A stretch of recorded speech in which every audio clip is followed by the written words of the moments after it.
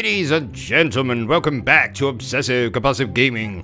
I am the Obsessive Compulsive Gamer, and this is my review for BYE SWEET CAROLE. So, dear viewers, as much as this video game is a love letter to animated classics of old, especially those from Disney, though I personally think the visuals in this game and the aesthetic are more akin to the movies of Don Bluth, but this review is a love letter to this very video game because, spoilers, I adore this game. But before I get too ahead of myself, let's review this video game the only way I know how. Badly. And let's start with the story. So in this narrative horror adventure game, we follow the trail of missing Carol Simmons and uncover the dark secrets hidden behind her disappearance from Bunny Hall Orphanage. So for fear that I'll spoil anything about the narrative, that's all I'm gonna tell you about the story. So let's get straight into what I absolutely love about this game. Like I've already said, this is an homage to animated movies of old. Things like Anastasia, Fern Gully, most of the Disney classics. What's my favorite Disney film? Hunchback of Notre Dame, thank you for asking. Followed closely by Beauty and the Beast. And being such a strict homage to those particular movies, this game's visuals are all hand-drawn, and it's an absolute joy to see these cutscenes unfold. So convincing are they that you might forget, like I did on more than one occasion, that you're actually playing a video game and not watching one of these animated classic movies. To go along with the amazing visuals, we also have an amazing soundtrack. And what a soundtrack it is! Lush music, cheery one moment, terrifying the next. There was a little part of me that missed a musical number or two, because most of these movies, especially the Disney ones, are basically, for all intents and purposes, animated musicals. And I must admit that as the game went on, I started to feel not disheartened, but in my head I was going, do you know what would complete this? A couple of musical numbers.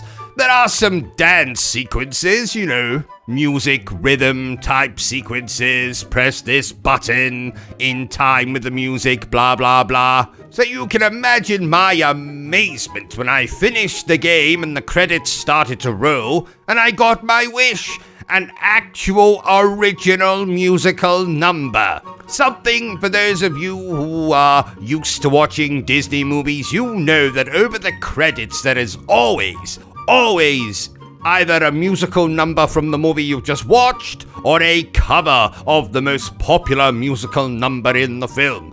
So for Aladdin it was a cover of A Whole New World, for Beauty and the Beast it was a cover of, you guessed it, Beauty and the Beast. And the song that played over the credits in this game had me in tears. I mean, I was already in tears because the ending. Oh my god, the ending is freaking fantastic. Like a lot of the animated movies, this game deals with a lot of mature themes and subject matter.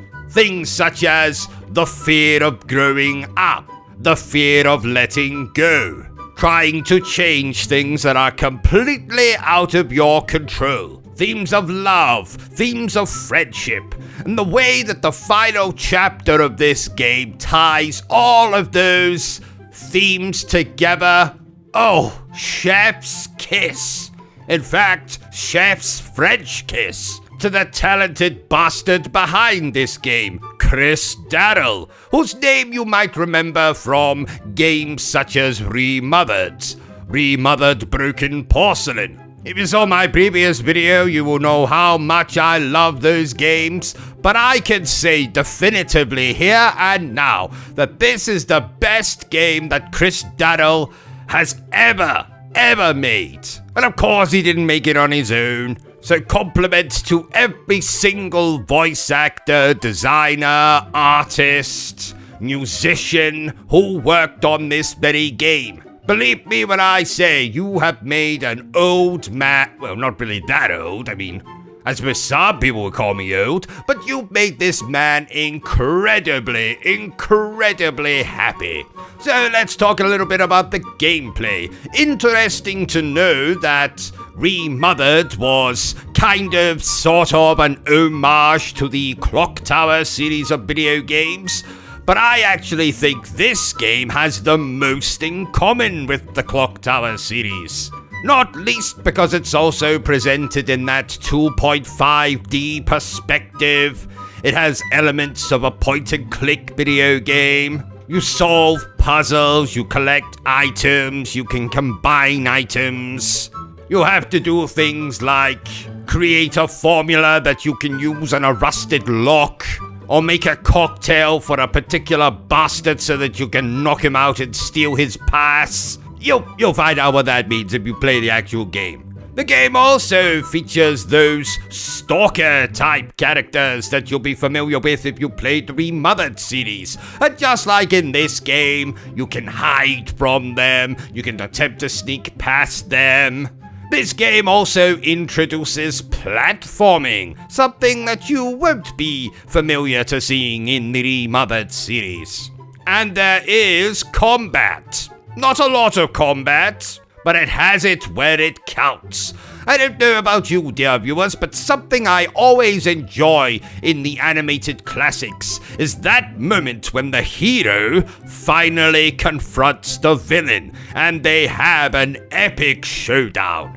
Think of things like Beauty and the Beast, the fight on the tower, Hunchback of Notre Dame, again a fight on a tower, Basil the Great Mouse Detective, which coincidentally has its final showdown in a clock tower. And that's exactly where the final, well, kind of final, sort of final. Do we fight the final boss in a clock tower? Whatever, this game has a clock tower, Basil the Great Mouse Detective had a clock tower, Chris Daryl was inspired by Clock Tower to make Remothered. It's, swings and roundabouts, it all comes back on each other. The point I'm making is, this game has combat where it matters. And it's not the most complicated combat in the world, but I was so hyped by the point it got to the final confrontation that I just ate that shit up. And I don't mean I literally ate shit. I mean I was really into the moment. I was loving every second of it. If it's not obvious by now, dear viewers, I absolutely love this game. Both as a love letter to the animated classics of old, which I am a massive fan of, but also for how it was able to tell a fantastical and often heartwarming story, weaving in mature themes, like how women were treated in the days of old, independence, the loss of a loved one, the loss of a friend. And I think it did it, what's the word I'm looking for that would be appropriate? Magically. And that's what this game is, dear viewers. It is absolutely magical. Therefore, I declare that BYE SWEET CAROLE is an absolute masterpiece, according to me. So there you have it, ladies and gentlemen, my review for BYE SWEET CAROLE. If you enjoyed this little review of mine, don't forget to give me a thumbs up. If you haven't enjoyed it, well then feel free to give me a thumbs down. But please remember the single most important thing I always tell you, dear viewer, and that is to always stay obsessed with gaming. Are you still here? Oh, you must have really enjoyed this video then. In that case, you had better subscribe to the channel and check out our other content.